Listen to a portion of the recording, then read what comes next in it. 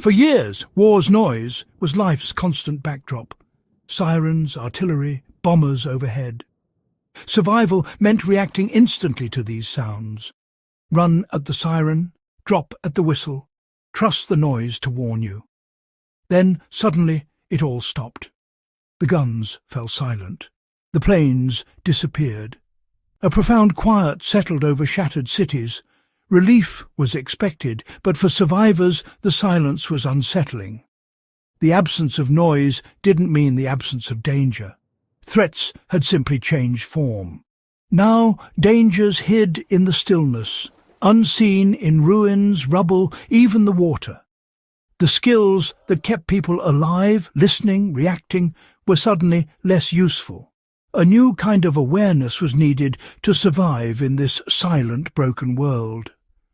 The most obvious threat is not always the most deadly.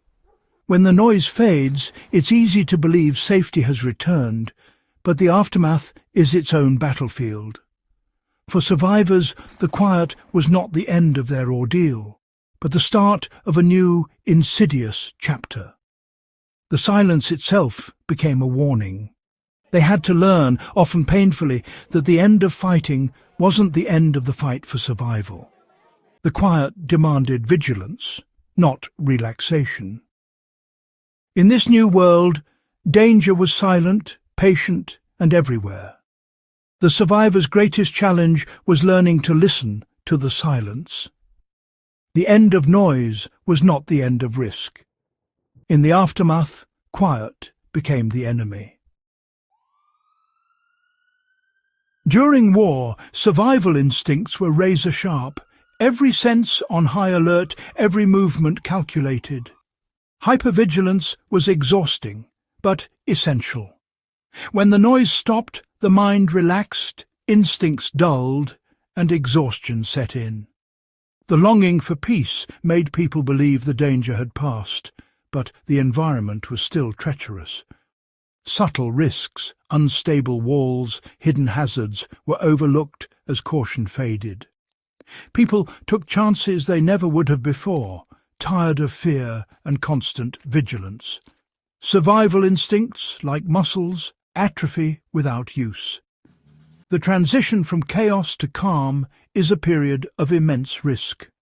Survivors learned that true safety required quiet vigilance long after the obvious threats were gone. The fight for survival continued, even in silence. After the bombers left, cities became landscapes of hidden danger. Unexploded bombs lurked beneath rubble, ready to detonate with a single misstep. Buildings, seemingly stable, could collapse without warning. Water and gas lines were shattered, spreading disease and silent threats. Even shelter could be deadly. A dry basement might fill with gas, a stable wall could fall. The environment itself became the enemy. Every step, every drink, every shelter was a risk.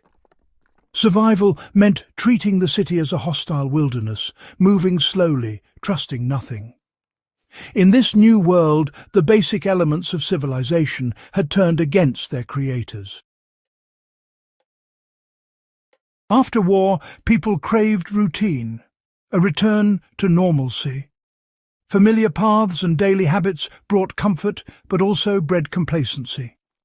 In a ruined city, yesterday's safe route could be deadly today.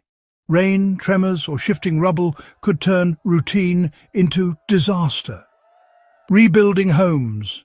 People grew careless after days without incident, letting caution slip. Accidents happened when vigilance gave way to habit. Survivors learned that routine can blind you to new dangers. The key was to see each day with fresh eyes, never assuming safety. In a world of hidden threats, habit was the enemy of awareness.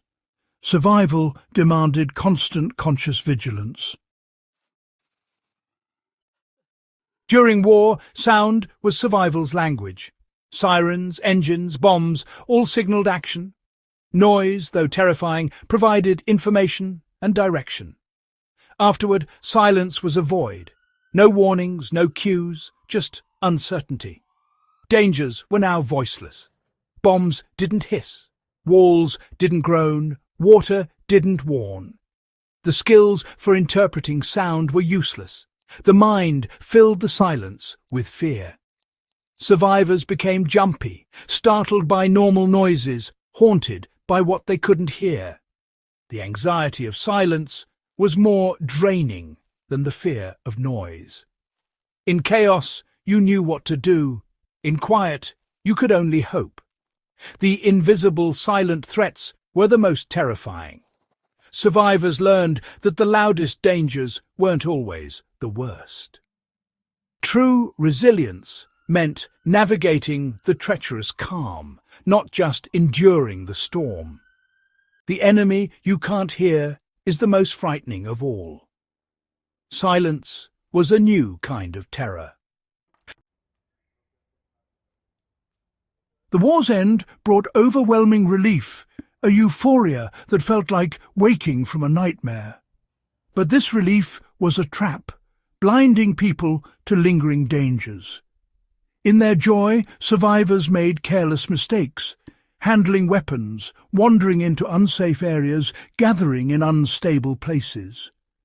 The urge to celebrate narrowed focus, making people vulnerable. The moment of greatest relief was often the riskiest. True resilience meant tempering relief with caution. Survivors learned to celebrate survival by staying vigilant. The fight wasn't over just because the noise had stopped. Safety required awareness, even in moments of joy. The lessons from post-war survivors are timeless. Their habits, knowing exits, keeping supplies, staying alert, were born from silent dangers. Today we face our own invisible risks, disasters, breakdowns, emergencies. The aftermath is always filled with quiet threats. Unstable buildings, contaminated water, hidden hazards. The instinct to relax after crisis is the same trap survivors faced. Ongoing awareness is key, not just during chaos, but in the quiet that follows. Everyday emergencies demand the same vigilance. Don't let relief become complacency. Risk shifts from loud to silent, obvious to hidden. The survivor's message: never mistake quiet for safety. Preparedness is a constant, not a switch. Their legacy is a reminder. The fight for survival often continues in the quiet, when we're most tempted to let our guard down.